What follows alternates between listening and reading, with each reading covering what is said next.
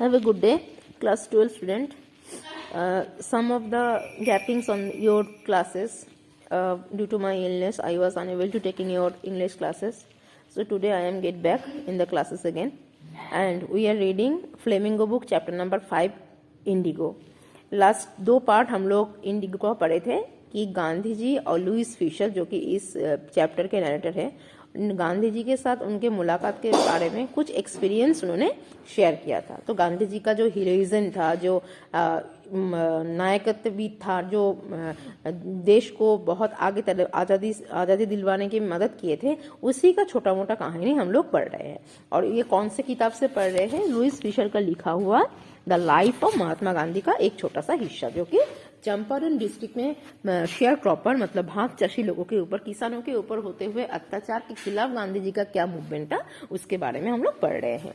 हम लोग last page number 48 तक पढ़े थे कि गांधी जी एट लास्ट चंपारण पहुंचते हैं, लेकिन मैंने चंपारण जाने से पहले मुजफ्फरपुर पहुंचते हैं और वहां पे किसानों से मिलने जाते हैं, लॉयर से भी मिलते हैं और लॉयर्स को बोलते हैं कि आप लोग किसानों के लिए लड़ते हैं, जो किसान पे नहीं कर पा रहे हैं टैक्स वगैरह, उनके लिए लड़ रहे हैं, लेकिन बदले में तो आप लोग को फीस देना पड़ रहा है, तो ये भी तो किसानों के लिए दिक्कत ही हो रहा है।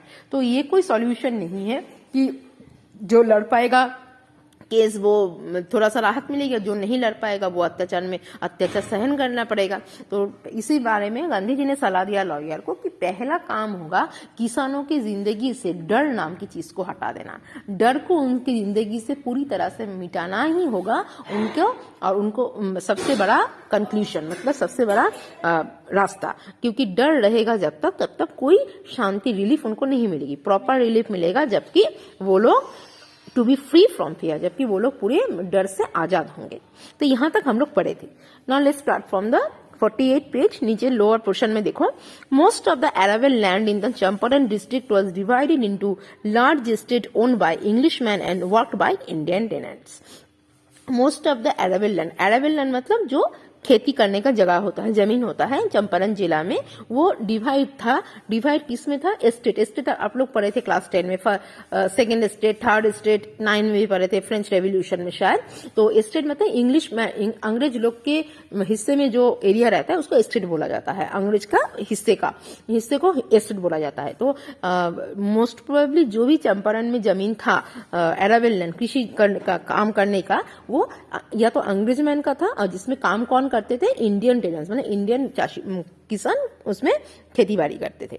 The cheap commercial crop was indigo. वहां का मेन उत्पादित फसल क्या था? इंडिगो। इंडिगो क्या है? मैं बोले थे, a blue plant is called indigo. एक नील कलर का पत्ता जिसको कल्टीवेट किया जाता है उसी को इंडिगो बोला जाता है।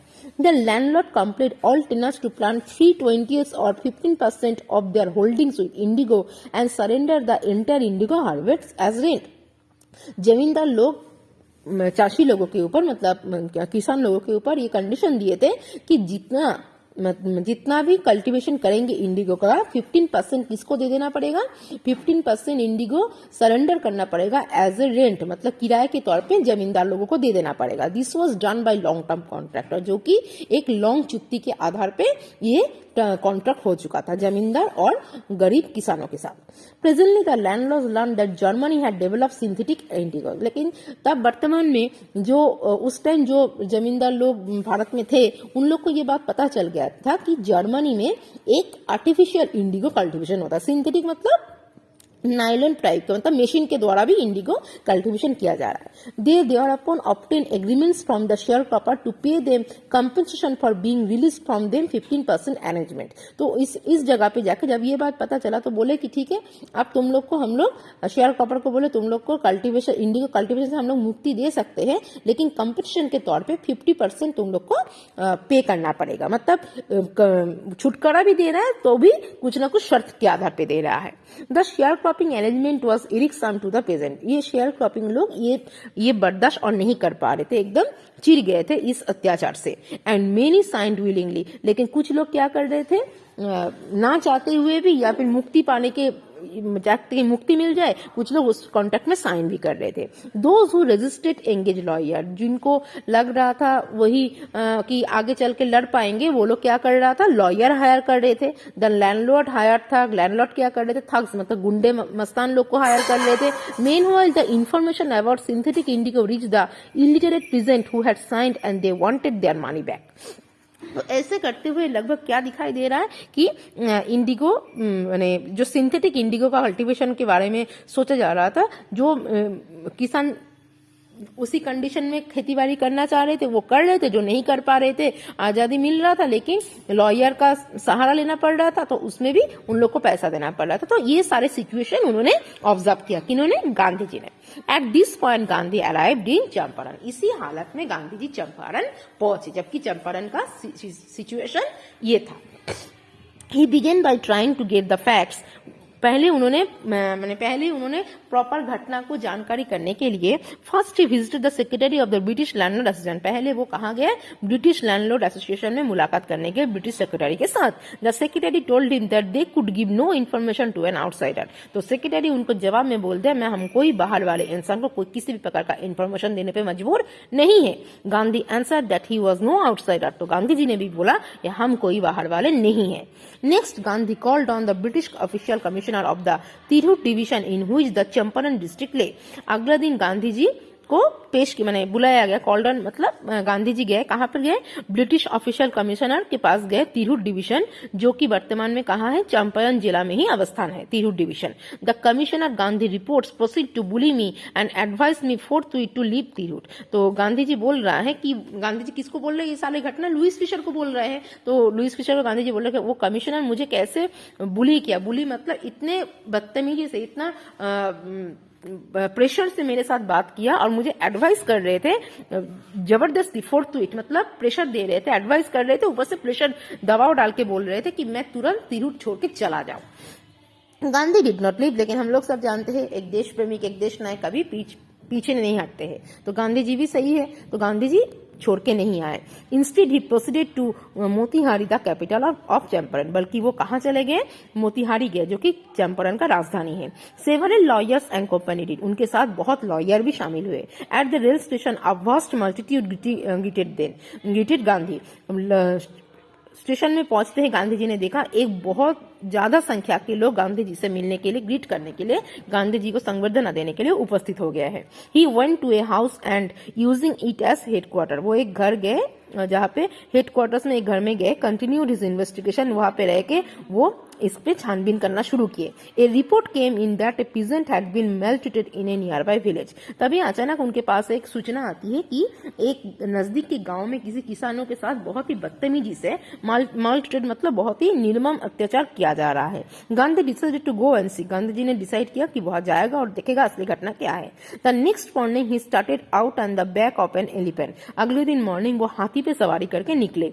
ही had not proceeded far when the police superintendent messenger overtook him and ordered him to return to town, वो बहुत ज्यादा दूर गए नहीं थे, तभी एक पुलिस के नेतृत्व में पुलिस सुपरिंटेंडेंट उनको खबर दिया, उनको संदेश भेजा कि गांधी जी आगे और ना बढ़े और पीछे से हट जाए, मतलब शहर से चले जाए, इन हिज कैरेज, वो अपने कैरेज करके शहर वापस चले जाए, मैंने चंपारण से चले जाए। गांधी कंपाइल, गांधी पहले सुना, the messenger drove Gandhi home where he served him with an official notice to quit Champaran immediately. जो पुलिस ऑफिसर गांधी को लाने गए थे, गांधी जी उनके साथ आए। गांधी जी आने के बाद मैसेंजर ने क्या किया, गांधी जी के हाथ में एक ऑफिशियल चिट्ठी पकड़ा दिया, जहां पे क्या लिखा था साफ तौर पे कि notice to quit Champaran immediately, कि जल्द से जल्द चंपारण छोड़ के जाना है। Gandhi signed the receipt for the notice, Gandhi ji कोई चिट्ठी जब हम रिसीव करते तो एक रिसीविंग करते हैं, तो गांधी जी चिट्ठी को रिसीव किया तो उसमें साइन किया, लेकिन उसमें क्या लिख दिए, and wrote on it that he would disobey the order, लेकिन उसमें क्या लिखे कि मैं सरकारी आदेशों का पालन नहीं करूंगा, मैं ये सरकारी आदेश का पालन नहीं करूंगा, मैं पीछे नहीं जाऊंगा। In consequence Gandhi received summons to appear in the court the next day, इसी के बलबूते पे अगले दिन गांधी जी को कोर्ट में सुनानी पे बुलाया गया, मतलब गांधी जी को कोर्ट में बुलाया गया। All night Gandhi remained awake, पूरे रात गांधी जी जगे हुए थे। He telegraph Rajendra Prasad to come from Bihar with influential friends, उन्होंने उसी रात राजेंद्र प्रसाद जो कि हमारे आजाद भारत का पहला प्रेसिडेंट थे, उनको चिट्ठी लिख के टेलीग्राफ किए, बोले कि बिहार से जल्दी आ जाओ अपने और भी कुछ इन्फ्लुएंशियल मतलब प्रभावशाली दोस्तों को लेकर। He sent instruction to the ashram, उन्होंने आश्रम में भी कुछ चिट्ठी लिखे। He wired a full report to the viceroy, और उन्होंने वाइसरॉय जो थे उस टाइम उस मैंने 1917 में उस टाइम जो वाइसरॉय थे उनको भी टेलीग्राफ रिपोर्ट किए। Morning found the town the Motihari black with pigeon, अगले दिन मॉर्निंग में देखा गया मोतिहारी के शहर, मोतिहारी जगह पे पूरा किसानों से भरा हुआ था। They did not know Gandhi record in south Africa, उन लोग को आखिर ये पता नहीं कि गांधी जी का साउथ अफ्रीका का अचीवमेंट, जो अपार्थाइड के खिलाफ जो भी सब आंदोलन किए थे, ये सब आंदोलन के बारे में इन लोगों को पता नहीं था। They had merely heard that a Mahatma who wanted to help them was in trouble with the authorities, उनको सिर्फ ये पता है कि ये एक महात्मा है जो उन लोग को मदद करने आए हैं, जो भी समस्या उस टाइम चल रहा है चंपारण में उससे छुटकारा दिलाने आया है। Their spontaneous demonstration in thousands around the courthouse was the beginning of their liberation from the fear of the British. उन लोग का जो चाहिदा था, उन लोग का क्या था, ये जो हजारों लोग उस टाइम कोर्ट के बाहर खड़े हो गए थे, सिर्फ इसी नजरिया के लिए खड़े हुए थे कि उन लोग को अब क्या चाहिए, लिबरेशन, आजादी चाहिए, डर, इससे आजादी चाहिए कि ब्रिटिश के तरफ जो डर था, इस डर से उन लोग को आजादी चाहिए, और ये आजादी कौन दिलाएगा, महात्मा दिलवाएंगे। The official felt powerless without Gandhi's cooperation, इतने लोग इकट्ठे भीड़ कर चुके थे कि सरकारी लोग अंग्रेज लोग हेल्पलेस हो गए थे, एकदम हालत खराब हो गया था। गांधी जी के कोऑपरेशन के बगैर इतने जनगण को वो लोग संभाल नहीं पा रहे थे। He help them regulate the crowd, Gandhi ji ने क्या किया, जितने भीड़ भाड़ हुआ था उसमें मदद किया।